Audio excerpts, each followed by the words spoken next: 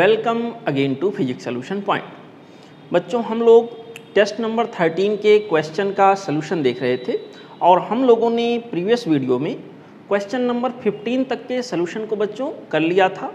आज हम लोग उसके आगे बढ़ेंगे और अगले क्वेश्चन से कंटिन्यू करेंगे। तो बच्चों, हमारा अगला क्वेश्चन इस टेस्ट का है क्वेश्चन नंबर 16। देखें आप लोग, हम लोग बच्चों बात करने जा रहे हैं क्वेश्चन नंबर 16 के लिए। ओके, यहाँ पे हमसे कहा गया है two perfect gases at absolute temperatures T1 and T2 are mixed. दो बच्चों यहाँ परफेक्ट गैसेज हैं और उनको एब्सोल्यूट टेम्परेचर पे मिक्स कर दिया गया है। अच्छी बात है। There is no loss of energy, energy में कोई लॉस नहीं है। Okay, the masses of the molecules are M1 and M2। और यहाँ के अंदर मॉलिक्यूल का मास बच्चों, उनके गैस जो दोनों लिए गए हैं उसमें दोनों गैस जो लिए गए हैं अलग अलग तरह के गैस हैं, अलग अलग मॉलिक्यूल उन दोनों के रहे होंगे। तो उन दोनों के जो मॉलिक्यूल्स हैं उनका मास M1 और M2 गिवन है। ओके, हमसे कहा गया number of molecules in the gases are N1 and N2। Number of molecules small n1 small n2 दिया है। तो कहा गया number of the temperature of mixture. बच्चों, यहाँ पे जब दो या दो से अधिक, दो से ज़्यादा नॉन रिएक्टिंग गैसेज को मिक्स कर दिया जाता है तो बच्चों क्या होता है, उनकी इंटरनल एनर्जी जो होती है वो सीधे सीधे सम हो जाती है। यहाँ कंजर्वेशन ऑफ एनर्जी लग रहा होता है और यहाँ क्वेश्चन में इशारा कर भी रहा है there is no loss of energy. तो पहले गैस का जो इंटरनल एनर्जी बच्चों रहा होगा सपोज करिए U1 है, अगले का जो इंटरनल एनर्जी रहा होगा सपोज करिए U2 है। अब जब मिक्स कर दिया गया तो मिक्सचर का इंटरनल एनर्जी इन दोनों के इंटरनल एनर्जी के सम के इक्वल रहा होगा।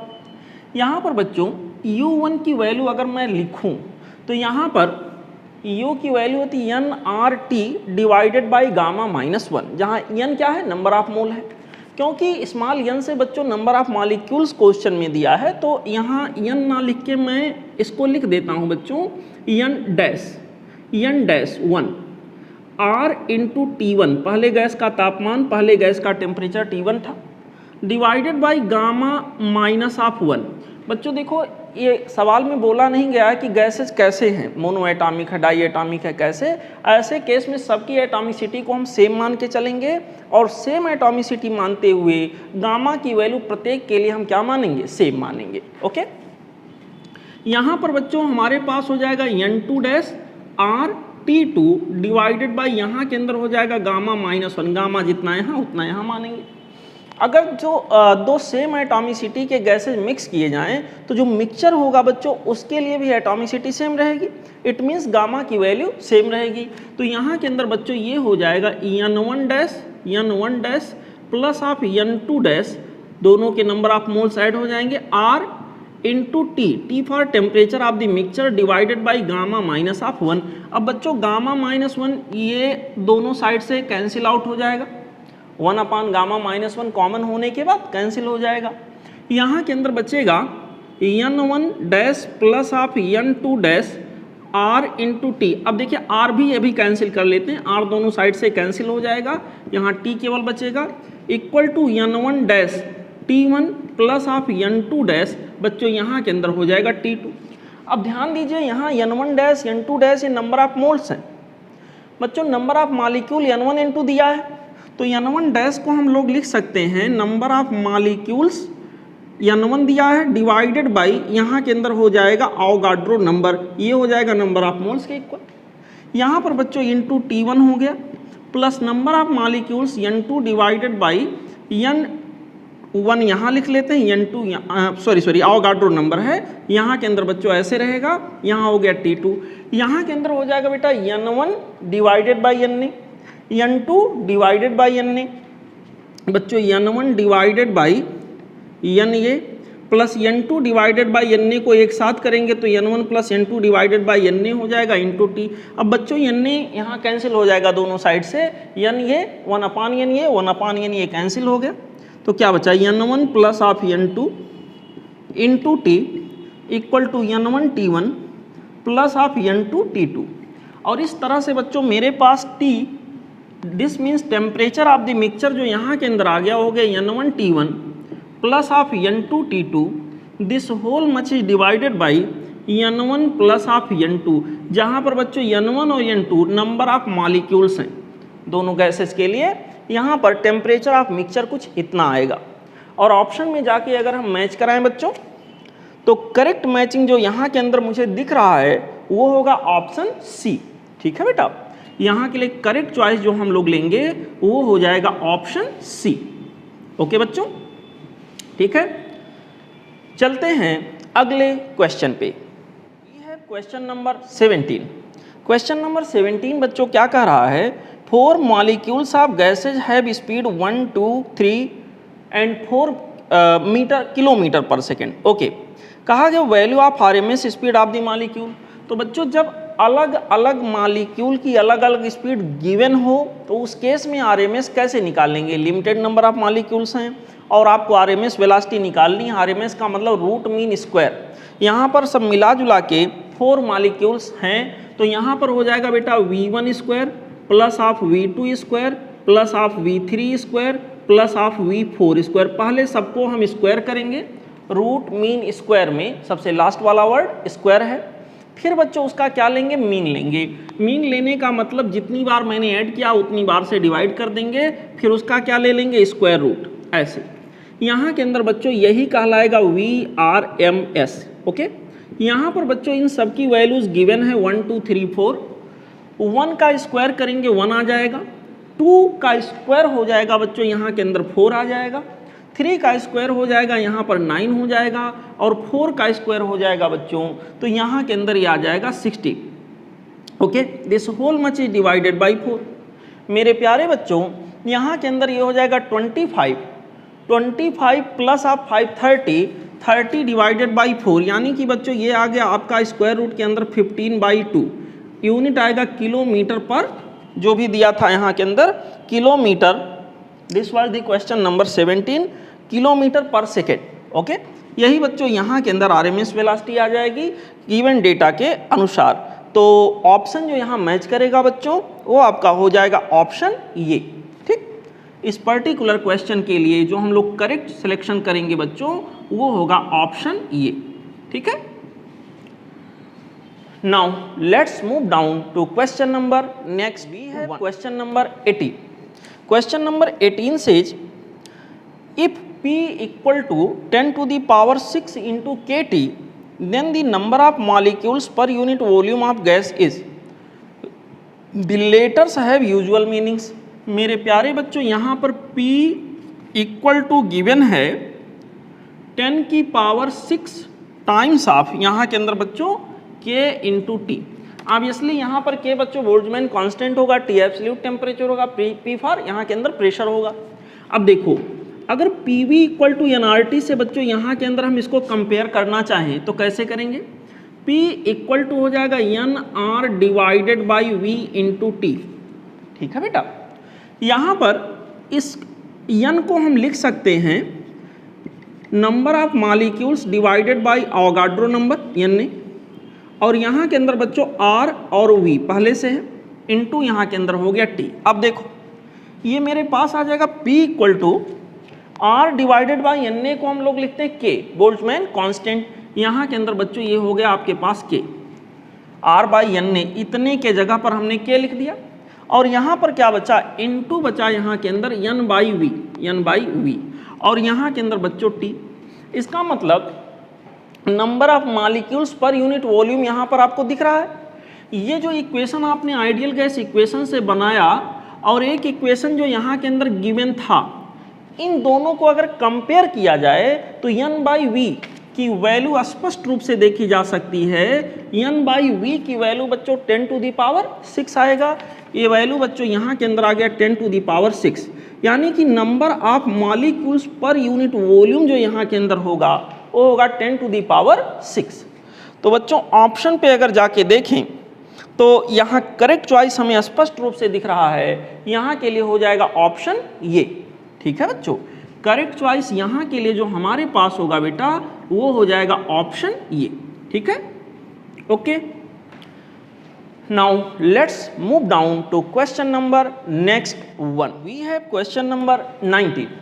Question number 19 says an insulated container containing monoatomic gas of molar mass small m is moving velocity v0। बच्चों कोई कंटेनर है, ऐसे मैं बना देता हूँ, इसके अंदर कोई गैस भरा हुआ है जो कि मोनो एटॉमिक है। ओके, ये बच्चों इसके अंदर गैस भरा हुआ है और मोनो एटॉमिक है और ये मूव कर रहा है कंटेनर। कितनी स्पीड से मूव कर रहा है? v0 स्पीड से बच्चों ये मूव करता हुआ जा रहा है। If the container is suddenly stop, अगर इसे अचानक ही रोक दिया जाए तो क्या होगा? Find the change in temperature. बच्चों इंसुलेटेड कंटेनर है, मतलब हीट एनर्जी इसके अंदर से बाहर, बाहर से अंदर नहीं आना है। अब जब ये कंटेनर चल रहा था तो इसके साथ सभी गैसियस मॉलिक्यूल बच्चों उसी के साथ चल रहे थे। ठीक है बच्चों, अगर हम बाहर से देखें तो हमें ये प्रतीत होगा कि सारे गैसियस मॉलिक्यूल उतने ही स्पीड से कंटेनर के साथ आगे बढ़ रहे हैं। तो बच्चों यहाँ पर किसी एक गैसियस मॉलिक्यूल की अगर काइनेटिक एनर्जी हम देखें तो ये हो जाएगा हाफ इंटू यम, जहाँ पर यम क्या होगा? एक मॉलिक्यूल का मास होगा, half m into v square. यहाँ पर बच्चों ध्यान रहे स्मॉल यम एक मॉलिक्यूल का मास है, half m into v square हो गया ऐसे, और यहाँ पर वी नॉट का स्क्वायर हो जाएगा। ऐसे इसके अंदर बच्चों बहुत सारे मॉलिक्यूल्स हैं, ऐसे ही इसके अंदर बच्चों बहुत सारे मॉलिक्यूल्स हैं। मैं मान लेता हूँ नंबर ऑफ मॉलिक्यूल्स जो यहाँ के अंदर वो n है। एक मॉलिक्यूल के पास जिसका मास स्मॉल m था, स्पीड v नॉट था, उसकी काइनेटिक एनर्जी बच्चों half m into we naught square के बराबर था। तो ऐसे कितने मॉलिक्यूल इसके अंदर हैं? मैंने मान लिया capital n number of molecules, सभी के सभी उतनी ही स्पीड से जा रहे हैं, सभी के सभी प्रत्येक का मास यहाँ पर क्या है? स्मॉल m है। जब ये अचानक रुक जाएगा तो मॉलिक्यूल भी एक तरह से रुक गए। ठीक है बेटा, तो यहाँ के अंदर क्या होगा? वो जो रुक गए तो उन सबकी काइनेटिक एनर्जी गई कहाँ? काइनेटिक एनर्जी तो जीरो हो गई। वही काइनेटिक एनर्जी बच्चों अब जाकर, वही काइनेटिक एनर्जी अब जाकर यहाँ इसके अंदर इंटरनल एनर्जी के रूप में आ जाएगी, यानी इंटरनल एनर्जी को चेंज कराने में खर्च हो जाएगा। तो यही इक्वल टू होगा चेंज ऑफ इंटरनल एनर्जी, जो कि बच्चों यहाँ के अंदर आ जाएगा N R into delta T divided by gamma minus 1। ठीक है बच्चों, जहाँ एन क्या है? नंबर ऑफ मोल्स है। मेरे प्यारे बच्चों, मेरे अच्छे बच्चों, मेरे सच्चे बच्चों, मेरे बहादुर बच्चों, ध्यान से सुनो। यहाँ के अंदर बच्चों ये मेरे पास हो गया N into half times of M into we not का स्क्वायर, ऐसे इक्वल टू हो जाएगा। देखो बच्चों, इस क्वेश्चन के अंदर कहा गया है mono atomic gas, molar mass यहाँ पर स्मॉल m है। मोलर मास स्मॉल m होने का मतलब ये हुआ, मोलर मास बच्चों स्मॉल m दिया है, इसका मतलब एक मोल का मास स्मॉल m है, एक मोल का मास स्मॉल m है। यहाँ पर मैंने एक मॉलिक्यूल का मास स्मॉल m माना था, तो यहाँ एक मॉलिक्यूल का मास मैं m डैश कर देता हूँ, चलो ज़्यादा स्पष्ट रहेगा। तो एक मोल का मास मतलब अगर आवोगाड्रो नंबर के बराबर नंबर ले लिया जाए, ठीक है बेटा, अगर आवोगाड्रो नंबर के बराबर नंबर ले लिया जाए तो बच्चों वहाँ पर हमें पता है स्मॉल n की वैल्यू, चलो यहाँ से रख लेता हूँ। स्मॉल n के जगह पर बच्चों मैं क्या लिखूँगा? इतने के स्थान पे यहाँ के अंदर n डिवाइडेड बाई क्या कर दूंगा? n, ऐसे हो गया r into delta T divided by gamma minus 1। Mono atomic के लिए गामा की वैल्यू होगी 1 + 2/3, यानी कि बच्चों 5/3, 5/3 माइनस 1, यहाँ के अंदर हो गया 5/3 माइनस 1। थोड़ा और सॉल्व कर लेते हैं बच्चों, यहाँ के अंदर हो जाएगा हाफ टाइम्स ऑफ आप लोग ऐसे देख सकते हो n इंटू एम डैश यहाँ के अंदर हो गया, n इंटू एम डैश हो गया। या एक काम कर लीजिए, यहाँ के अंदर से बच्चों n को हटा दीजिए, n को हटा दीजिए, ऐसे कर दीजिए, दोनों साइड से n हट गया। ये वाला n यहाँ ले आइए, तो यहाँ पर हो जाएगा बेटा N A into M dash, N A into M dash, यहाँ के अंदर इंटू हो जाएगा वी नॉट का square. This will be equal to बच्चों यहाँ के अंदर हो जाएगा R into delta T divided by gamma minus 1। यहाँ पर बच्चों सॉल्व करोगे आ जाएगा 2/3, 3 ऊपर चला गया, यहाँ हो गया 3/2। बच्चों ये 2 यहाँ से हो जाएगा कैंसिल, और n इंटू एम डैश, ध्यान दीजिए एम डैश एक मॉलिक्यूल का मास है, तो अगर आवोगाड्रो नंबर के बराबर मॉलिक्यूल ले लिए जाएं, मतलब एक मोल का मास, और एक मोल का मास यहाँ के अंदर बच्चों क्वेश्चन कह रहा यम है, स्मॉल यम, तो ये पूरा हो गया small m into we not का square equal to 3r into delta T. यानी टेम्परेचर में जो होने वाला इंक्रीमेंट आया बच्चों वो हो गया m इंटू वी नॉट का square divided by 3 times of r। यही हमारा आंसर हो जाएगा। और ऑप्शन में जाके अगर इसको टैली कराएं बेटा तो करेक्ट मैचिंग जो मुझे दिख रहा है वो है ऑप्शन बी। ठीक है, करेक्ट मैचिंग बच्चों यहाँ के लिए जो हो जाएगा वो होगा ऑप्शन बी। ओके, ठीक है बच्चों। Now let's move down to question number next one. We have question number 20। Question number 20 says figure shown the volume versus temperature graph for the same mass of gases assumed ideal corresponding to two different pressures P1 and P2 then। मेरे प्यारे बच्चों यहाँ पर एक graph बना हुआ है, y axis पर वॉल्यूम को शो किया गया है और बच्चों यहाँ पर x एक्सिस पे एब्सोल्यूट टेम्परेचर दिखाया गया है और यहाँ पे किसी पर्टिकुलर कांस्टेंट प्रेशर P1 पर एक ग्राफ ऐसे दिखाया गया है, किसी दूसरे प्रेशर पर बच्चों यहाँ पर एक ग्राफ ऐसे दिखाया गया है, P2 प्रेशर रखा गया होगा कांस्टेंट, इस तरह से यहाँ ग्राफ दिखाया गया है। हमसे पूछा गया यहाँ P1 P2 का क्या ऑर्डर होगा, कौन बड़ा होगा कौन छोटा होगा।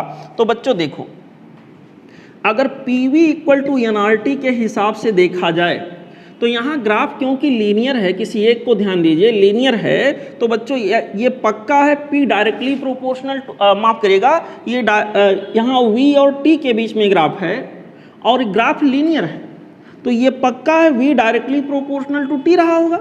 इसका मतलब बच्चों V equal to N R divided by P into T के हिसाब से देखें तो यहाँ Y equal to M X follow हुआ होगा। इसका मतलब ये हुआ मेरे प्यारे बच्चों कि यहाँ पर जो स्लोप होगा इस ग्राफ का स्लोप होगा, प्रेशर कांस्टेंट रहा होगा, किसी एक पर्टिकुलर ग्राफ के लिए एक पर्टिकुलर प्रेशर रखा गया होगा। यहाँ पर बच्चों हमारे पास स्लोप यहाँ पर tan थीटा जो कि बच्चों यहाँ पर N R divided by P के बराबर होगा। बच्चों अगर प्रेशर ज़्यादा है तो थीटा की वैल्यू tan थीटा की वैल्यू क्या होगी, कम होगी। tan थीटा की वैल्यू कम होने का मतलब स्लोप कम होगा और स्लोप कम होगा तो थीटा कम होगा।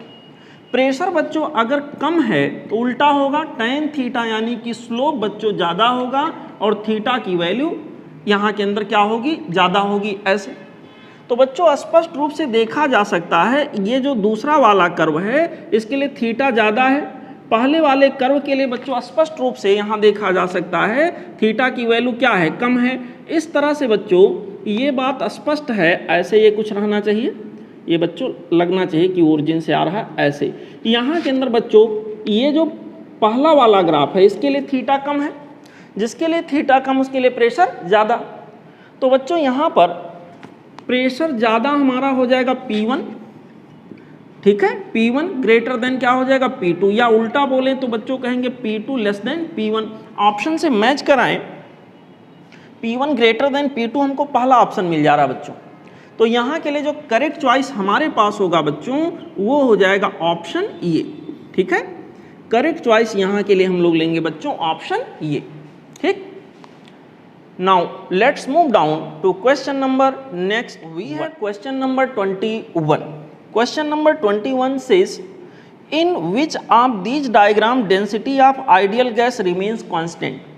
किसी आइडियल गैस की डेंसिटी कांस्टेंट होने की शर्त क्या होगी। और ग्राफ जो बने हुए हैं चार बच्चों आप देख सकते हो वो प्रेशर और टेम्परेचर के बीच में है। तो देखें आप लोग ध्यान से, आइडियल गैस इक्वेशन कहता P V equal to N R T. बच्चों थोड़ा मॉडिफाई करें तो P V equal to N number of moles का मतलब mass divided by molecular mass. Okay, यहाँ के अंदर हो गया R इंटू यहाँ के अंदर क्या हो गया T। मेरे प्यारे बच्चों, मेरे अच्छे बच्चों, मेरे सच्चे बच्चों, मेरे बहादुर बच्चों, यहाँ के अंदर जो ग्राफ हमारा बना P और T के बीच में बना और डेंसिटी को कोरिलेट करना है। तो बच्चों यहाँ पर P इक्वल टू हो जाएगा m divided by V, m divided by V, और यहाँ के अंदर हो गया RT divided by m not, अलग से लिख लिया इसको। ये जो टर्म है बेटा A, इतना टर्म ये डेंसिटी के सिमिलर होगा। तो P इक्वल टू हो गया density for D RT divided by क्या हो गया बेटा m नॉट। अब देखो इस प्रकार से अगर मैं डेंसिटी को देखता हूं तो डेंसिटी की वैल्यू हो जाएगी P into m not divided by R into T. शायद आपको याद भी हो एज ए फार्मूला, याद है तो और अच्छी बात है, नहीं याद है तो ऐसे कर लिया करो। यहाँ के अंदर बच्चों डेंसिटी के लिए एक इक्वेशन आ गया, लेकिन क्वेश्चन ये कह रहा कि डेंसिटी कांस्टेंट है, डेंसिटी कांस्टेंट है। डेंसिटी कांस्टेंट होने का मतलब हुआ कि ये पूरा टर्म कांस्टेंट है। अब रहा सवाल इस टर्म में जो हमारे पास यम नॉट है मॉलिक्यूलर मास गिवन गैस के लिए, और जो आर है ये पहले से कांस्टेंट है, तो इसका मतलब इतने के कांस्टेंट होने का मतलब हमारे पास हो गया P बाई टी की वैल्यू भी क्या होगी, कांस्टेंट होगी। इसका मतलब बच्चों P इक्वल टू यहाँ के अंदर होगा समथिंग कांस्टेंट इनटू क्या हो जाएगा T, यानी P directly proportional to T। यानी P और T के बीच में अगर एक ग्राफ बच्चों बनाया जाए, यहाँ प्रेशर और यहाँ टेम्परेचर अगर मैं शो करूँ तो ग्राफ ऐसे लीनियर जाना चाहिए, और ऐसा ग्राफ लीनियर जाता हुआ जो मुझे दिख रहा है और वो भी ओरिजिन से जाना चाहिए बच्चों, वो ग्राफ मुझे दिख रहा है बच्चों ऑप्शन डी में। ठीक है, तो यहाँ के लिए जो करेक्ट चॉइस हमारे पास बनेगा बच्चों वो हो जाएगा ऑप्शन डी। ठीक, समझ में आया बच्चों? This was the solution for the question number 21. Now let's enjoy question number next. We have question number 22. Question number 22 बच्चों हमसे कह रहे हैं consider ये process shown in the figure. During this process the work done by the system. यहाँ पर बच्चों एक प्रोसेस दिखाया गया है, वो ऐसे करके कुछ है। यहाँ पर बच्चों प्रेशर की एक्सिस ली गई है और यहाँ पर वॉल्यूम की एक्सिस ली गई है, यहाँ प्रेशर की। बच्चों एक ग्राफिक्स ऐसे बना के दिखाया गया समव्हाट लाइक दिस, इस तरह का एक ग्राफिक्स है। ग्राफ चल रहा है फ्रॉम ए टू बी और ये रो ऐसे दिखाया गया है। ठीक है बच्चों, यहाँ कहीं से स्टार्ट हुआ ग्राफ और यहाँ जाके एंड हो रहा है। अब यहाँ पर P और V के बीच में ग्राफिक्स है, प्रेशर और वॉल्यूम के बीच में। कहा consider the process on during this process the work done by the system. मेरे प्यारे बच्चों work done by the system या work done by the gas जो होगा वो यहाँ पर ये वाले एरिया के बराबर होगा, ये वाले एरिया के बराबर होगा। जैसे जैसे मान लो मैं ग्राफ को यहाँ तक लाता हूँ तो इतना एरिया वर्क डन के बराबर हुआ, और आगे बढ़ गया तो बच्चों यहाँ पर ये पूरा एरिया वर्क डन के बराबर होगा। यहाँ चला गया तो यहाँ तक का एरिया हम पूरा लेंगे, ये पूरा का पूरा एरिया वर्क डन के बराबर होगा। यहाँ चला गया तो ये बच्चों ये वाला एरिया पूरा का पूरा वर्क डन के बराबर होगा। तो ग्राफ पर ज्यों-ज्यों बच्चों मैं आगे जा रहा हूँ एरिया स्वेप्ट आउट की वैल्यू बढ़ती जा रही है। ठीक है बच्चों, यहाँ पर ज्यों-ज्यों मैं आगे ग्राफ पर ए टू बी ग्राफ के एलांग बच्चों मैं जा रहा हूँ त्यों मैं देख रहा हूँ कि एरिया ऑक्यूपाइड जो है वो लगातार बढ़ता जा रहा है, और एरिया ऑक्यूपाइड ही वर्क डन के बराबर होगा। इसलिए बच्चों यहाँ के अंदर वर्क डन की वैल्यू भी लगातार यहाँ के अंदर क्या होगी, इंक्रीज होगी। ठीक है बेटा, तो ऑप्शन के हिसाब से जो करेक्ट चॉइस यहाँ के लिए होगा बच्चों वो होगा ऑप्शन ये, कंटिन्यूअसली क्या कर रहा है, इंक्रीज कर रहा है। यहाँ के लिए बच्चों करेक्ट चॉइस जो हमारे पास होगा बच्चों वो हो जाएगा ऑप्शन ये। ठीक, समझ में आ रहा बच्चों? आई होप आपने अच्छे से इस क्वेश्चन को समझा होगा।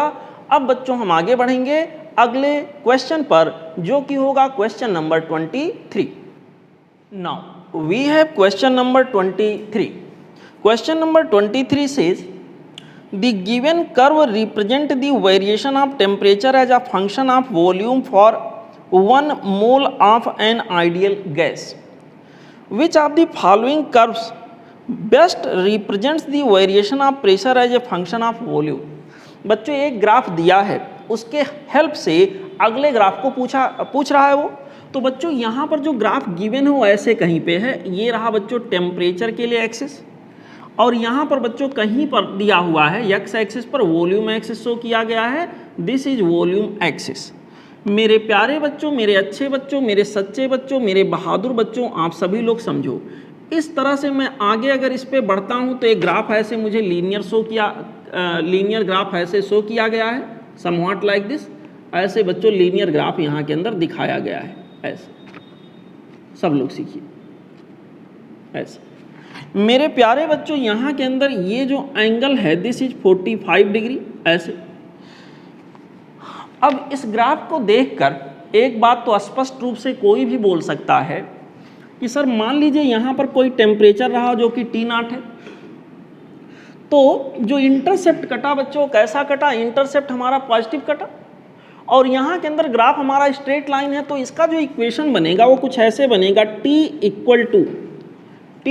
इक्वल टू यहाँ के अंदर बच्चों हमारे पास हो जाएगा स्ट्रेट लाइन है, तो यहाँ के अंदर V के डायरेक्टली प्रोपोर्शनल होगा T equal to something into V, और स्लोप की वैल्यू यहाँ 45 डिग्री है, तो ये हो जाएगा tan 45 डिग्री यम x के जगह पर बच्चों हो गया v प्लस c के जगह यहाँ के अंदर क्या आ गया T0, ऐसे होगा। यहाँ ये वाले एक्सिस पर T दिया है बच्चों। यहाँ पर जो हमारा इक्वेशन बना वो बना T equal to V plus आप T0, ऐसे करके एक इक्वेशन बन गया tan 45 दैट इज 1। हमको उन्होंने कहा कि सर आप बताइए प्रेशर और टेम्परेचर, प्रेशर और वॉल्यूम के बीच में ग्राफ कैसा होगा। तो बच्चों प्रेशर और वॉल्यूम के बीच में ग्राफ बताने के लिए हमें प्रेशर और वॉल्यूम के बीच में वेरिएशन को शो करने वाला कोई इक्वेशन पता होना चाहिए। आइडियल गैस इक्वेशन हमारा होता है P V equal to N R T, P V equal to N R T. बच्चों यहाँ t की वैल्यू को मुझे रिप्लेस करना है, यहाँ t की वैल्यू को मुझे रिप्लेस करना है, यहाँ से उठा के यहाँ रखना है। तो बेटा यहाँ के अंदर P V equal to N R, और t के स्थान पे मैं लिख दूंगा v प्लस आप क्या हो जाएगा T0 ऐसे, ठीक है बच्चों। यहाँ के अंदर बच्चों मेरे पास हो गया P V equal to N R into V plus आप एन आर इंटू T0 ऐसे हो गया। अब थोड़ा और मेहनत हम लोग कर लेते हैं बच्चों। इस तरह से आगे बढ़ते हुए ये वाला पूरा टर्म उठा के मैं इधर ले आता हूँ, और अगर इधर लाऊंगा तो इन दोनों टर्म में से बच्चों v कॉमन हो जाएगा। हमें जो ग्राफ यहाँ के अंदर शो करना है p और v के बीच में शो करना है। तो बच्चों यहाँ के अंदर मैं आपको दिखा रहा हूँ, ये देखिए P V minus of N R into V equal to N R into T0 ऐसे हो गए, ऐसे हो गया बच्चों। यहाँ के अंदर मेरे पास क्या होगा P minus of n into R, n into R into यहाँ के अंदर हो गया v। बच्चों ध्यान से देखिएगा, इंटू हो गया यहाँ के अंदर v, this much equal to N R into T0। ध्यान देना बच्चों, मेरे प्यारे बच्चों ध्यान दीजिएगा, ये जो राइट हैंड साइड आ रहा है इसमें पूरा का पूरा वैल्यू कांस्टेंट है, n कांस्टेंट, r कांस्टेंट, और यहाँ के अंदर बच्चों T0 एक कांस्टेंट वैल्यू कोई सा है। अच्छा यहाँ के अंदर बच्चों इसका मतलब ये वाला टर्म भी क्या होगा, कांस्टेंट होगा, होगा कि नहीं। ये वाला टर्म भी बच्चों यहाँ के अंदर कांस्टेंट होगा। बच्चों यहाँ पर हम कहेंगे अगर ये वाला टर्म हमारा कांस्टेंट है, इसका मतलब ये हो गया एन माफ करिएगा P minus of N R, P minus of N R into V, this will be constant. इसका मतलब बच्चों P minus N R will be inversely proportional to V. अब एन आर तो हमारा कांस्टेंट हो गया बच्चों। सपोज करिए एन आर ना होता थोड़ी देर के लिए, तो P और V इनवर्सली प्रोपोर्शनल हुए, ग्राफ कैसा आता, हाइपरबोलिक आता। अभी भी हाइपरबोलिक आएगा, बस थोड़ा सा इधर उधर हो जाएगा, हल्का सा अंतर आएगा। मेरे प्यारे बच्चों यहाँ पर एक बात स्पष्ट है, जब वॉल्यूम कभी बढ़ रहा होगा, वॉल्यूम कभी बढ़ेगा, तो बच्चों ये वाला टर्म घटेगा, ये वाला टर्म तब घटेगा जब प्रेशर घटे, जब प्रेशर घटे। इसका उल्टा बच्चों वॉल्यूम कभी जब घट रहा होगा, डिक्रीज कर रहा होगा, तो प्रेशर इंक्रीज कर रहा होगा। तो बच्चों इससे स्पष्ट है कि जो ग्राफ होगा वो लगभग हाइपरबोलिक ढंग का होगा। और बच्चों इस डेटा से जो हमें इंफॉर्मेशन मिल रहा है उसके अकॉर्डिंग जो करेक्ट ग्राफ यहाँ के अंदर आना चाहिए वो होना चाहिए ऑप्शन ये, ठीक है बच्चों। ऑप्शन ये में जो ग्राफ दिया है बच्चों वही यहाँ के अंदर करेक्ट होना चाहिए, ओके, ठीक है बच्चों। This was the solution for the question number 23। Now let's enjoy question number next. We have question number 24. Question number 24 says, a gas undergoes a cyclic process A, B, C, D, A as shown in the figure. Okay. कहा गया the part the part A B C of the graph is semi circular, ठीक है, वो तो दिख रहा है। कहा गया work done by the gas, मेरे प्यारे बच्चों, मेरे अच्छे बच्चों, मेरे सच्चे बच्चों, मेरे बहादुर बच्चों, सब मिला जुला कर एक ग्राफ दिया है और ग्राफ यहाँ प्रेशर और बच्चों वॉल्यूम के बीच में है। वॉल्यूम को बच्चों मीटर क्यूब में लिया गया है और प्रेशर को यहाँ पर न्यूटन पर मीटर स्क्वायर में लिया गया, यानी कि स्टैंडर्ड यूनिट में लिया गया बेटा। एसआई सिस्टम में कोई प्रॉब्लम वाली बात नहीं है। ग्राफिक्स कुछ ऐसे करके सेमी सर्कुलर ग्राफ ऐसे दिखाया गया बच्चों, समव्हाट लाइक दिस, ऐसे ऐसे। मेरे प्यारे बच्चों, मेरे अच्छे बच्चों, मेरे सच्चे बच्चों, मेरे बहादुर बच्चों, लेवल ऐसे किया गया है, लेवल ऐसे किया गया है। यहाँ पर 20 दिया है और यहाँ पर बच्चों लेवल किया गया 60 और यहाँ पर बच्चों 30 और यहाँ पर हमको लेवल करके दिया गया 50 और एरो इसमें ऐसे दिखाया गया है point A, point B, point C and point D. बच्चों इस तरह से ग्राफ आगे बढ़ा है, ऐसे ऐसे क्लॉकवाइज है। यहाँ पर पॉजिटिव वर्क डन आएगा, वो तो पक्का है और ये वाले एरिया के बराबर होगा। बच्चों अगर कोई साइक्लिक प्रोसेस होता है पीवी इंडिकेटर डायग्राम में और हमें वर्क डन कभी निकालना होता है तो वर्क डन इक्वल टू हो जाता है एरिया ऑफ द साइकिल। तो यहाँ के अंदर बच्चों जो वर्क डन आएगा वो एरिया ऑफ साइकिल, और यहाँ ये साइकिल वाला जो पार्ट है बच्चों ये सेमी सर्क्यूलर है, तो यहाँ के अंदर ये आ जाएगा पाई आर स्क्वायर बाई 2, ठीक है, पाई आर स्क्वायर बाई 2, जहाँ आर क्या होगा, इसका रेडियस होगा। अब यहाँ पर बच्चों 1/2 times of pi R square, R को मैं ऐसे लिख देता हूँ आर इंटू आर। मैंने बताया था ऐसा सिचुएशन हो तो एक रेडियस आप प्रेशर वाले एक्सिस से लीजिएगा और अगला रेडियस बच्चों वॉल्यूम वाले एक्सिस से आप लोग लीजिएगा। तो यहाँ के अंदर जो वर्क डन हमारे पास आ जाएगा बच्चों वो कुछ ऐसे होगा, हाफ पाई, चलो एक आर को मैं यहाँ से ले लेता हूँ तो इतना पार्ट तो ऐसे भी आर के बराबर होगा, रेडियस के बराबर होगा ये वाला, जो कि होगा 50 - 30, ये हो गया बच्चों 50 - 30। और अगला रेडियस में यहाँ से लूँ तो ये तो डायामीटर के बराबर होगा 60 - 20, 60 - 20 ये डायामीटर हो गया, 60 - 20 डिवाइडेड बाई 2 कर दिया तो क्या आ गया, रेडियस। बच्चों सॉल्व कर लेना है इस तरह से, work done equal to this area, और एरिया की वैल्यू हम लोग निकाल रहे हैं हाफ इंटू पाई। यहाँ पर आर स्क्वायर को आर इंटू आर लिखा था, एक आर यहाँ से आ गया 20, अगला आर 40/2 दैट इज 20। तो यहाँ के अंदर बच्चों हो गया 20 × 20 दैट मीन्स 400 हो जाएगा बाई 2, यानी कि 200 पाई, 200 पाई। यहाँ के अंदर बच्चों ये मेरे पास आ जाएगा 200 पाई, ये हो गया वर्क डन की वैल्यू, 200 पाई इतना जूल हो जाएगा, क्योंकि सारी चीज़ें बच्चों एसआई सिस्टम में हैं। और इस तरह से करेक्ट ऑप्शन जो यहाँ के लिए होगा बच्चों वो होगा ऑप्शन सी। करेक्ट चॉइस यहाँ के लिए जो होगा बच्चों वो हो जाएगा ऑप्शन सी। ओके, ठीक है। This was the solution for the question number 24. Now let's enjoy question number next. We have question number 25. Question number 25 says the PV diagram of a system undergoing thermodynamic transformation is shown in the figure. Okay, the work done by the system in going from A to B to C is 30 joule and 40 joule heat is given to the system. Okay, कहा गया change in internal energy between A and C. बच्चों graphics ऐसे दिया गया है, यहाँ पर axis लिया गया प्रेशर के लिए और यहाँ पे बच्चों एक्सिस लिया गया वॉल्यूम के लिए। यहाँ से ग्राफ्स की शुरुआत हुई ऐसे चला है, पहले स्ट्रेट यानी आइसोबेरिक प्रोसेस के थ्रू हुआ होगा, और बच्चों यहाँ के अंदर आइसोबेरिक एक्सपेंशन एक तरह से हुआ, और यहाँ के अंदर फिर ग्राफ ऐसे वर्टिकली अपवर्ड गया है यानी आइसोकोरिक प्रोसेस हुआ होगा, ऐसे गया है सी तक, ये पॉइंट बी है, ये है।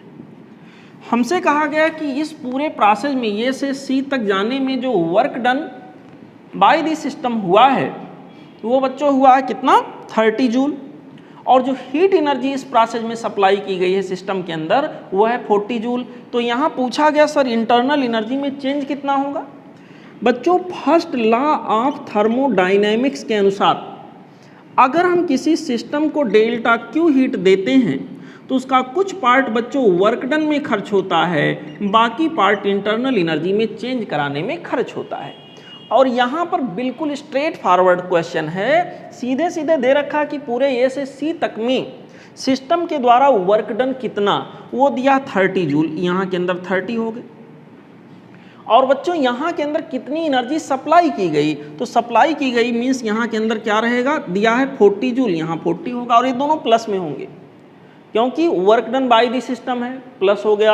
और यहाँ पर हीट एनर्जी सप्लाई की गई है, फाइनल माइनस इनिशियल करोगे तो पॉजिटिव ही आएगा बच्चों, यहाँ 40 हो गया, प्लस यहाँ के अंदर हो गया डेल्टा यू।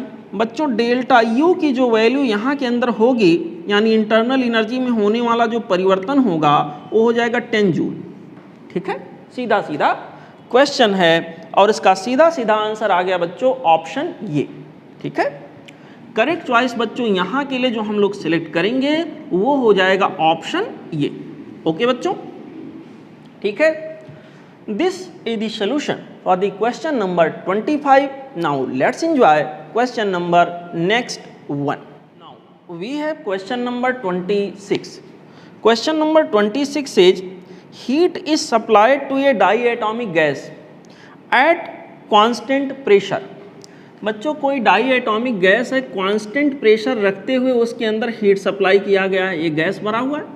ओके, यहाँ पर बच्चों हीट सप्लाई किया गया है, यहाँ पर मान लिया मैंने क्यू हीट सप्लाई किया, डेल्टा क्यू हीट सप्लाई किया, सपोज करिए कांस्टेंट प्रेशर पर डेल्टा क्यू पी, ऐसे लिख दिया। बच्चों हमसे कहा गया है, बस डेल्टा क्यू ही इसको दिया है उसने, कहा डेल्टा क्यू, डेल्टा यू और डेल्टा डब्ल्यू का रेशियो बताइए क्या होगा। बच्चों ये आइसोबेरिक प्रोसेस है, प्रेशर कांस्टेंट रखा गया है, तो हीट सप्लाइड की जो वैल्यू रही होगी वो रही होगी N C P into delta T, ऐसे। ठीक है बच्चों, N C P into delta T. और यहाँ के अंदर बच्चों जो यहाँ इंटरनल एनर्जी में होने वाला चेंज होगा वो होगा N C V into delta T.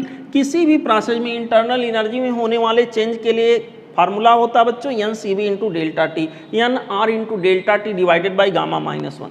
ये किसी भी प्रोसेस में अप्लाई होता है डेल्टा यू के लिए, चेंज ऑफ इंटरनल एनर्जी के लिए।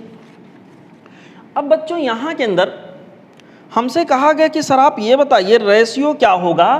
तो अगर हम इन दोनों का रेशियो सीधे सीधे निकाल लेते हैं, पहले इन दोनों का चेक कर लेते हैं। तो अगर बच्चों delta Q divided by delta U कर देते हैं हम, तो ऐसे करने से मुझे क्या मिलेगा, C P divided by C V. ठीक है बच्चों, C P divided by C V. और यहाँ के अंदर बच्चों इस तरह से C P by C V का मतलब होगा गामा। और क्योंकि ये बात कर रहा है डाईएटॉमिक के लिए, डाईएटॉमिक के लिए बच्चों गामा की वैल्यू यहाँ के अंदर आएगी 7 डिवाइडेड बाई 5। इसका मतलब ये हुआ कि अगर मैं डेल्टा क्यू को बच्चों 7x कहूँ तो मुझे डेल्टा यू को 5x कहना होगा। समझ में आ रहा है। और work done first law thermodynamics के अनुसार जो डेल्टा डब्ल्यू मेरे पास वर्क डन होगा वो delta Q minus of delta U के इक्वल होगा, जो कि बच्चों यहाँ के अंदर निकालने से आ जाएगा कितना, 2x आ जाएगा। अब इन तीनों को अगर रेशियो के रूप में मुझे देखना हो तो मैं क्या कहूँगा, sir delta Q is to, जैसा कि जिस ऑर्डर में पूछा गया है, delta U is to delta W. This ratio will be here 7x is to 5x is to 2x, ऐसे होगा। बच्चों x हटा दो सब में से, अगर रेशियो है तो x हटा के देख लेते हैं। यहाँ के अंदर बच्चों हो जाएगा 7:5:2 और 7:5:2 बच्चों यहाँ पर मुझे जो दिख रहा है वो दिख रहा है ऑप्शन सी में। ठीक है, तो यहाँ के लिए जो करेक्ट चॉइस मेरे पास होगा बच्चों वो हो जाएगा ऑप्शन सी। ठीक, ओके बच्चों, आई होप आपको एक question. Now we have question number 27। Question number 27, this question says in an adiabatic process R equal to 2/3 times of CV। कोई एडियाबैटिक प्रोसेस है, उसमें R की वैल्यू जो कि यूनिवर्सल गैस कांस्टेंट होगा बच्चों, यहाँ के अंदर दिया गया 2/3 टाइम्स ऑफ CV। ऐसे हमसे कहा गया the pressure of the gas will be proportional to, तो गैस का जो प्रेशर होगा वो ऑप्शन में टेम्परेचर दिया, टेम्परेचर के कौन से पावर पे डिपेंड करेगा, थोड़ा यहाँ पर चेक करते हैं इसको। R इक्वल टू 2/3, CV की वैल्यू होगी बच्चों CV specific heat at constant volume. बच्चों यहाँ के अंदर होगा nRT डिवाइडेड बाई बच्चों यहाँ के अंदर आ जाएगा CV, बच्चों T नहीं माफ करिएगा, nR डिवाइडेड बाई गामा -1।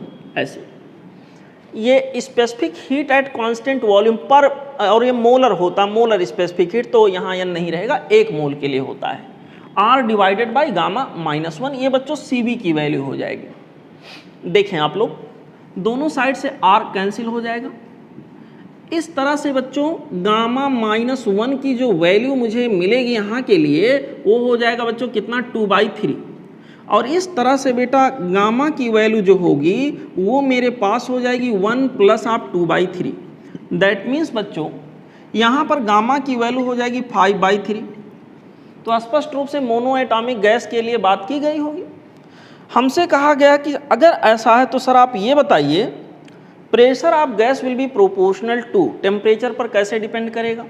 देखो बच्चों, एडियाबैटिक प्रोसेस में अगर मैं एडियाबैटिक प्रोसेस की बात करूं तो एडियाबैटिक प्रोसेस में P इंटू वी की power gamma equal to constant, Poisson's equation सबको याद होगा, ऐसे होता है मेरे प्यारे बच्चों। P इंटू वी की पावर गामा, और V के जगह पर हम लोग लिख सकते हैं nRT divided by P, this whole much की पावर गामा हो जाएगा कांस्टेंट। बच्चों आपको याद भी होगा, आप लोगों को याद भी होगा, यहाँ के अंदर आ जाएगा P इंटू T की पावर गामा, P की पावर 1 माइनस गामा हो जाएगा। देखिए P की पावर गामा यहाँ भी आएगा, ऊपर जाएगा, इससे मिलेगा तो आ जाएगा P की power 1 minus gamma into T की पावर गामा। बाकी सब उधर भेज देंगे जो कि क्या होगा, कांस्टेंट होगा, कोई नया कांस्टेंट यहाँ के अंदर बन के आ जाएगा। बच्चों इसको सॉल्व करेंगे, सॉल्व करने पर क्या होगा, थोड़ा आगे बढ़ते हैं। यहाँ पर आ जाएगा P की power 1 minus of gamma will be directly proportional to, ये इसको इधर ले जाएंगे तो T की पावर गामा फिर ऊपर जाएगा, T की पावर माइनस ऑफ गामा, ऐसे हो गए मेरे प्यारे बच्चों। P will be directly proportional to T की पावर माइनस गामा, T की पावर यहाँ लिख देते हैं, T की power minus gamma divided by 1 minus of gamma, ऐसे ऐसे। बच्चों अब वैल्यू अगर गामा की हम रखें, गामा की वैल्यू कितना है 5/3, वहाँ रख के देखते हैं। बच्चों ये पावर मैं अलग से सॉल्व कर लेता हूँ, गामा के जगह पर बच्चों मैं रखता हूँ, या रख लो वहीं पे, P directly proportional to T की पावर माइनस ऑफ कितना हो जाएगा 5/3 डिवाइडेड बाई 1 माइनस 5/3। इसको सॉल्व करोगे बच्चों, यहाँ पर नीचे आ जाएगा -2/3, माइनस माइनस कैंसिल हो गया, तो यहाँ के अंदर आ जाएगा P directly proportional to T की पावर 5/2। और इस तरह से यहाँ पे जो करेक्ट चॉइस हमें मिलेगा बच्चों इस पर्टिकुलर क्वेश्चन में, वो होगा ऑप्शन बी। ठीक, करेक्ट चॉइस इस पर्टिकुलर क्वेश्चन में बच्चों जो हम लोग सिलेक्ट करेंगे वो हमारे पास हो जाएगा ऑप्शन बी। ओके, ठीक है, चलते हैं बच्चों अगले question. Question number 28। Question number 28 says a sink that is a system where heat is rejected is essential for conversion of heat into work. Okay बच्चों, सोर्स से सिंक को हीट एनर्जी जाता है तो रास्ते में हीट इंजन लगा दिया जाता है, वर्क डन होता है उसके ऊपर। Okay, from which law of thermodynamics the above inference follows. बच्चों sink that is a system where heat is rejected is essential for conversion of heat into work. बच्चों सेकेंड लॉ ऑफ थर्मोडायनेमिक्स ये कहता है कि यहाँ पे heat energy का transfer high temperature to low temperature होता है, लेकिन low temperature to high temperature heat energy का ट्रांसफ़र अपने आप नहीं होगा, उसके लिए किसी एक्सटर्नल एजेंसी की आवश्यकता होगी। उसी के बेसिस पर हमारा हीट इंजन बना होता है, कार्नोट इंजन बना होता है, या फिर कह लीजिए कार्नोट इंजन का कॉन्सेप्ट होता है, या फिर रेफ्रिजरेटर का कॉन्सेप्ट होता है। तो बच्चों यहाँ बस इतना सा जवाब आपको देना है कि कौन से थर्मोडायनेमिक्स के लॉ से ये चीज़ टैली कर रहा है, ये चीज़ बेस्ड है। तो यहाँ पे ऑप्शन होगा सी, सेकेंड लॉ ऑफ थर्मोडायनेमिक्स। सीधे सीधे यहाँ के लिए बच्चों आपको आंसर टिक करना है, जो कि होगा second law of thermodynamics. Okay, option C में मैच करेगा। ओके बच्चों, this was the solution for the question number 28. Now let's enjoy question number next. Now we have question number 29. Question number 29 says a Carnot engine absorbs an amount Q of heat from a reservoir at an absolute temperature capital T. Okay, यहाँ पर बच्चों Carnot engine heat energy को absorb कहाँ से करेगा? Obviously sink से, source से करेगा। ठीक है बच्चों, सोर्स से हीट एनर्जी को एब्जॉर्ब कर रहा है, जो कि हायर टेम्परेचर T2 पे रहेगा। Q1 amount of heat energy को एब्जॉर्ब कर रहा है, उसका कुछ हिस्सा यहाँ पर वर्क डन में कन्वर्ट हो जाएगा, बाकी बच्चों सिंक को सप्लाई कर दिया जाएगा। यहाँ कहीं सिंक होगा लोअर टेम्परेचर पर। ऐसे हमसे कहा गया है कि यहाँ सोर्स जो हायर टेम्परेचर पे था, दिस वाज T1। बच्चों यहाँ पर ये वाला टेम्परेचर दिया गया है T, और यहाँ लोअर टेम्परेचर T2 जो कि सिंक का था, इसको दिया गया कितना बच्चों? T/3। हमसे ये कहा है कि अगर यहाँ पर जो हीट इंजन एब्जॉर्ब कर रहा है हीट को, वो Q हो, तो यहाँ के अंदर आप ये बताइए अमाउंट ऑफ हीट रिजेक्टेड, यानी यहाँ पे कितना हीट जाएगा, Q2 की वैल्यू पूछा है। बच्चों जब हम कार्नोट इंजन की इफिशियंसी लिखते हैं तो ऐसे लिखते हैं 1 minus of T2/T1, fractional efficiency हो जाएगा ये, और यही इक्वल टू होता है 1 माइनस ऑफ Q2/Q1। अगर हम इन दोनों इक्वेशन को कंपेयर करते हैं तो हमारे पास आता है T2/T1 इक्वल टू हो जाता है Q2/Q1, यही होता है। अगर हम ये डेटा उठा के यहाँ रख दें, T2 के जगह पर T/3, T1 के जगह पर T, तो बच्चों यहाँ आ जाएगा T/3/T। यहाँ के अंदर बच्चों हमने लिखा T/3 डिवाइडेड बाई क्या हो गया T, equal to Q2। I have to find out Q2 and Q1 is given here equal to Q।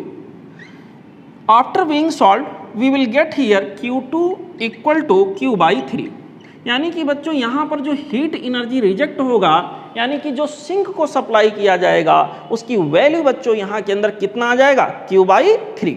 Okay, अगर ऑप्शन में हम इसको फिल्टर करने जाएं तो करेक्ट चॉइस यहाँ स्पष्ट रूप से आप देख सकते हो बच्चों, करेक्ट चॉइस यहाँ के लिए होगा option B. Okay, correct choice that we will select here, this will be option B. Okay बच्चों, this was the solutions for the question number 30। Question number 30 says Carnot cycle जो कि reversible होता है of a gas represented by pressure volume curve is shown in the diagram. Okay, consider the following statement. बच्चों diagram पहले देख लीजिए।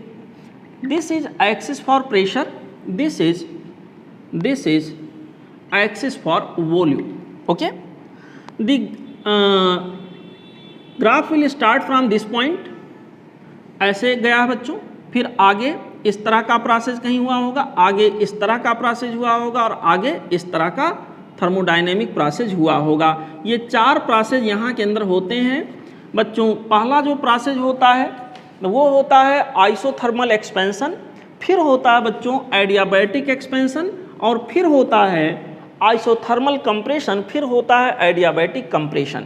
यहाँ पे जो साइकिल बनता है उसको हम लोग बोलते हैं कार्नोट साइकिल। यहाँ इस साइकिल के लिए बच्चों process number 1, process number 2, process number 3 and process number 4। इस पूरे साइकिल में देखिए ग्राफ हमारा कैसा चला है, इस तरह से आप देख सकते हैं। ये बच्चों क्लॉकवाइज, इसका मतलब यहाँ पे वर्क डन पॉजिटिव आएगा, work done by the gas हुआ होगा, देखते हैं। और वो वर्क डन बच्चों ये वाले साइकिल के एरिया के बराबर होगा। अब अगर मैं यहाँ 3 स्टेटमेंट दिए हैं, तीनों को पढ़ूँ तो फर्स्ट स्टेटमेंट कह रहा है area of A B C D, A B C and D, ये वाला जो एरिया है करो work done on the gas. Sir यहाँ एक चीज गलत बोल दिया, ऑन दी गैस नहीं, work done by the gas है, ठीक है, थोड़ा सा गलती है इस स्टेटमेंट में, work done by the gas यहाँ के अंदर होगा, ना कि work done on the gas होगा, क्योंकि यहाँ पर हमारे पास पॉजिटिव वर्क डन आएगा, यानी कि work done by the gas है, ना कि ऑन दी गैस है। अच्छा, यहाँ पे बच्चों बी में कहा गया, सेकंड में कहा गया है ए बी सी डी जो एरिया है वो नेट हीट एब्जॉर्ब के बराबर है।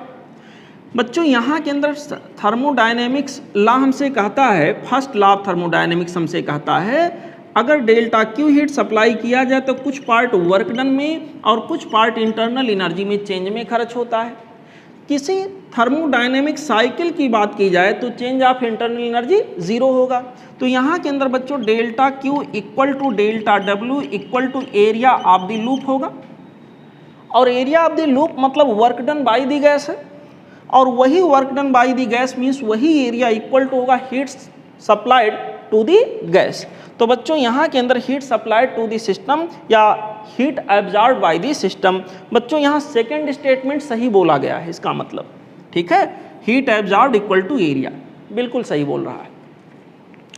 थर्ड स्टेटमेंट कह रहा change in the internal energy in cycle is 0। Sir thermodynamic cycle कोई भी हो, इंटरनल एनर्जी में होने वाला जो परिवर्तन होगा वो 0 होगा। और इस तरह से बच्चों यहाँ सेकंड और थर्ड जो है वो परफेक्टली सही हैं, और यहाँ पर वो कॉम्बिनेशन भी मुझे दिख रहा है ऑप्शन सी में, इसलिए करेक्ट चॉइस जो बच्चों हम लोग लेंगे यहाँ के लिए वो हो जाएगा ऑप्शन सी। ठीक, समझ आया बच्चों? This was the solution for the question number 30. Now let's enjoy question number next. We have question number 31. Question number 31 says the efficiency of Carnot cycle is 1/6. By lowering the temperature of sink by 65 K, it increases to 1/3. कहा गया है the initial and final temperature of the sink are. मेरे प्यारे बच्चों, किसी Carnot engine की efficiency देखें तो बाई फार्मूला होगा 1 - T2/T1, जहां T2 सिंक का टेम्परेचर होगा और T1 बच्चों सोर्स का टेम्परेचर होगा। क्वेश्चन ये बोल रहा है कि सर यहाँ के अंदर जो हमारे पास इफिशियंसी अभी कार्नोट साइकिल के लिए या कार्नोट इंजन के लिए है वो बताया गया 1/6 है, ठीक है, ऐसे दिया गया इंफॉर्मेशन। फिर दूसरा सिचुएशन, ये तो पहला सिचुएशन था, दूसरा सिचुएशन फिर कह रहा है कि जब सिंक के टेम्परेचर को 65 केल्विन कम कर दिया गया तो ऐसे पर्टिकुलर सिचुएशन में इफिशियंसी बढ़कर 1/3 हो गया। नया efficiency eta dash 1 - T2 minus of 60 कितना है 65, ऐसे this whole much is divided by T1, source का टेम्परेचर उतना ही रहा होगा, सिंक का घटा दिया गया। जो इफिशियंसी 1/6 आ रहा था पहले, वो इफिशियंसी अब हो गया 1/3। पूछा है कि सर सिंक का टेम्परेचर कितना पहले रहा होगा और कितना बाद में आया होगा। तो इट मीन्स मुझे 2 जवाब देना है, सिंक का टेम्परेचर पहले T2 था और बाद में T2 - 65 आया, तो सब मिला जुला के हमें T2 तो निकालना ही पड़ेगा। देखो बच्चों, यहाँ पर इसको लेके हम आगे बढ़ें तो यहाँ के अंदर हो जाएगा 1 माइनस ऑफ T2/T1 और ये माइनस यहाँ किससे गया प्लस हो गया 65 divided by T1 equal to बच्चों 1 क्या हो गया 3। ठीक है मेरे प्यारे बच्चों, 1 - T2/T1 की वैल्यू यहाँ के अंदर 1/6 हो गया, 1/6 हो गया, प्लस बच्चों 65/T1, this value will be equal to 1/3।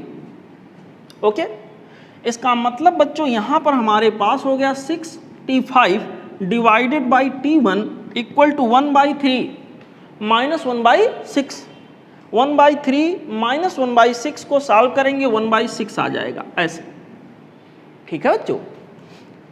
यहाँ पर T1 की वैल्यू बच्चों हम लोग सॉल्व करें तो ये हो जाएगा 65 मल्टीप्लाइड बाई 6, ऐसे हो गया। अच्छा, T1 की वैल्यू अभी आपने निकाला है बच्चों, इसको जरा सॉल्व करके देखें कितना आता है। 0 हो गया, 6 5 जा 30, 6 6 जा 36 एंड यहाँ के अंदर बच्चों 36 प्लस 3 39, 390 हो गया। 390 केल्विन। ध्यान दीजिए ये सिंक का नहीं सोर्स का टेम्परेचर आया, हमसे सिंक का पूछा गया है। यहाँ पर कहीं पे आ जाइए, ये वाला इक्वेशन बच्चों, यहाँ पर 1 minus of T2 divided by T1। T1 की वैल्यू बच्चों यहाँ के अंदर अभी हम लोगों ने निकाला है 65 इंटू 6 यानी कि 390 आया है। This is equal to 1/6। यहाँ को सॉल्व करके बच्चों हम लोग T2 निकाल लेते हैं। T2 divided by 390, this will be equal to 1 minus 1/6। 1 minus 1/6 का मतलब बच्चों यहाँ के अंदर हो जाएगा 5/6, ऐसे आ गया। ठीक है बच्चों, 5/6। बच्चों इस तरह से T2 की वैल्यू हमारे पास हो जाएगा 390 मल्टीप्लाइड बाई 5 डिवाइडेड बाई 6। ठीक, और यहाँ के अंदर बच्चों इसको सॉल्व करोगे, ये 65 बार जाएगा। यहाँ देख सकते हैं 390 मतलब 65 इंटू 6, 6 हटा देंगे 65 बचेगा। 65 इंटू 5 यहाँ के अंदर बच्चों 325 केल्विन आ गया। T2 की वैल्यू बच्चों यहाँ पर 325 केल्विन जो शुरुआत में रहा होगा बच्चों, T2 की वैल्यू पहले रहा होगा 325 के, और बाद में T2 की वैल्यू T2 माइनस 65 हो गया है। T2 माइनस 65 हो जाने का मतलब यहाँ के अंदर 325 माइनस 65 आप कर लो बच्चों, तो यहाँ के अंदर आपको जो आंसर मिलेगा वो मिलेगा 260 के। ठीक है, यही आंसर आ जाएगा। और अगर ये कॉम्बिनेशन जाके मैं ऑप्शन में खोजूं तो मुझे ये मिल रहा ऑप्शन डी में। ठीक है, इसलिए बेस्ट ऑप्शन यहाँ के लिए जो होगा बच्चों वो होगा ऑप्शन डी। ठीक, आई होप आपको ये क्वेश्चन बच्चों समझ आया होगा, आप लोग प्रैक्टिस कर लीजिएगा। अब हम आगे बढ़ेंगे और हमारा अगला क्वेश्चन होगा question number 30। Now we have question number 32। Question number 32 says an ideal heat engine has an efficiency eta. The coefficient of performance of the engine when driven backward will be। यानी जब heat engine को backward का क्या मतलब हुआ, sink से heat energy खींचेगा, source को सप्लाई होगा, यानी कि जब उसे रेफ्रिजरेटर की तरह से यूज किया जाए तो कोएफिशिएंट ऑफ परफॉर्मेंस जिसको कि हम लोग बीटा से दिखा रहे थे उसकी वैल्यू क्या होगी इन टर्म ऑफ हीटा। बच्चों किसी हीट इंजन की इफिशियंसी के लिए इक्वेशन जो यूज होता है वो होता है work done divided by total heat supplied, that is Q1। W की वैल्यू आप लोगों को याद होगा बच्चों, ये आ रहा था Q1 माइनस ऑफ Q2, जहाँ Q2 है हीट एनर्जी रिजेक्टेड जो सिंक को सप्लाई किया जाता है। इसको थोड़ा मुझे रिबैलेंस करना पड़ेगा बच्चों। यहाँ के अंदर ईटा की वैल्यू जो हो जाएगी वो होगी 1 divided by Q1 divided by यहाँ के अंदर हो जाएगा Q1 माइनस ऑफ Q2, ऐसे मैंने लिख दिया। अब इसको थोड़ा कोएफिशिएंट ऑफ परफॉर्मेंस के टर्म में लाने की हम कोशिश करेंगे, और इस कोशिश के लिए मुझे एक काम करना पड़ेगा। यहाँ पर इसके डिनोमिनेटर में मैं एक बार 1 प्लस कर दूंगा और फिर 1 माइनस कर दूंगा ताकि बैलेंस रहे मामला। तो ये हो गया Q1 divided by Q1 minus of Q2, और यहाँ पर +1 और यहाँ पर -1, बात ताकि बराबर रहे, प्लस माइनस फर्क ना डाले। बच्चों ऐसा करने से एक हमें फ़ायदा ये होगा कि कोएफिशिएंट ऑफ परफॉर्मेंस के रूप में आ जाएगा। जैसे इसको अगर सॉल्व करें तो Q1 minus Q1 plus Q2, तो बच्चों ये वैल्यू मेरे पास हो जाएगा 1 divided by 1 plus Q2, Q1 cancel हो जाएगा, divided by Q1 minus Q2, यानी कि efficiency becomes equal to 1 divided by 1 plus Q2, Q1 minus Q2 का मतलब क्या हो गया W। यानी बच्चों यहाँ के अंदर 1 divided by 1 plus Q2 by W ही हमारा कोएफिशिएंट ऑफ परफॉर्मेंस कहलाता है, जिसको जनरली हम लोग बीटा से रिप्रेजेंट करते हैं। तो बच्चों यहाँ हमारा रिलेशन बना eta equal to 1 divided by 1 plus of beta. हमें बताना बीटा की वैल्यू, COP की वैल्यू। मेरे प्यारे बच्चों, मेरे अच्छे बच्चों, मेरे सच्चे बच्चों, मेरे बहादुर बच्चों, यहाँ के अंदर हो गया 1 plus of beta, 1 plus of beta equal to 1 upon eta. और इस तरह से बच्चों बीटा की वैल्यू हमारे पास हो जाएगा 1 अपान ईटा माइनस 1। ठीक है, 1 अपान ईटा माइनस 1, यही हमारा आंसर हो जाएगा। और अगर ऑप्शन में जाके इसको टैली कराएं बेटा, तो करेक्ट मैचिंग जो यहाँ के लिए होगा वो होगा ऑप्शन सी। ठीक, करेक्ट मैचिंग बच्चों यहाँ के लिए जो हम लोग लेंगे वो हो जाएगा ऑप्शन सी। ठीक है बच्चों, okay, this was the solution for the question number 32. Now let's enjoy question number next. We have question number 33. Question number 33 says, on colliding in a closed container the gas molecules. Closed container में जब gaseous molecule यहाँ container के वाल से बच्चों कहीं collide करता है, सपोज करिए गैसियस मॉलिक्यूल कोलाइड किया, तो बच्चों यहाँ के अंदर अगर ऐसे परपेंडिकुलर गया तो वापस आ जाएगा, परफेक्ट इलास्टिक कोलिजन होता है आइडियल गैस के केस में। बच्चों कोई गैसियस मॉलिक्यूल ऐसे जाके कोलाइड हुआ है तो बच्चों ये ऐसे यहाँ से रिफ्लेक्ट बैक होगा, ऐसे होगा। बच्चों सब मिला जुला करके यहाँ पर मोमेंटम चेंज होगा। ध्यान दीजिएगा, मोमेंटम एक वेक्टर क्वांटिटी है, क्योंकि डायरेक्शन यहाँ चेंज हो रहा तो मोमेंटम चेंज होगा। और change of momentum final minus initial momentum अगर करेंगे, डेल्टा पी अगर हम निकालेंगे तो यही करेंगे, मोमेंटम की फाइनल वैल्यू माइनस मोमेंटम की इनिशियल वैल्यू। इसी को हम कहेंगे मोमेंटम ट्रांसफर्ड, जो कि किसको ट्रांसफर हुआ, वाल को। तो बच्चों यहाँ के लिए जो परफेक्ट ऑप्शन होगा चारों में से वो होगा ऑप्शन ये। पहला ऑप्शन कह रहा है ट्रांसफर मोमेंटम टू वाल, बिल्कुल सही है। बी में कहा गया मोमेंटम बिकम जीरो, नहीं सर, मोमेंटम वेक्टर क्वांटिटी होता है, यहाँ जीरो नहीं होगा। यहाँ के अंदर मोमेंटम में मोमेंटम कंजर्वेशन का प्रिंसिपल लागू होगा बच्चों, कोलिजन के अंदर मोमेंटम जीरो नहीं होगा। कहा गया move in opposite direction, opposite direction में मूव करेगा अगर परपेंडिकुलर कोलिजन होगा, ऑब्लिक कोलिजन होगा बच्चों, इस तरह से अगर जाके कोलाइड करेगा तो कोई जरूरी नहीं परपेंडिकुलर ही रिफ्लेक्ट बैक हो। ठीक है, डी में कहा गया परफॉर्म ब्राउनियन मोशन। सर यहाँ कोलिजन की बात हो रही है तो ब्राउनियन मोशन का यहाँ कोई मतलब नहीं हुआ। यहाँ के लिए करेक्ट चॉइस जो होगा बच्चों फिलहाल वो होगा ऑप्शन ये। ठीक है, यहाँ के लिए बेटा करेक्ट चॉइस जो हम लोग सिलेक्ट करेंगे वो हमारे पास हो जाएगा ऑप्शन ये। ठीक, this was the solution for the question number 33. Now let's enjoy question number next one.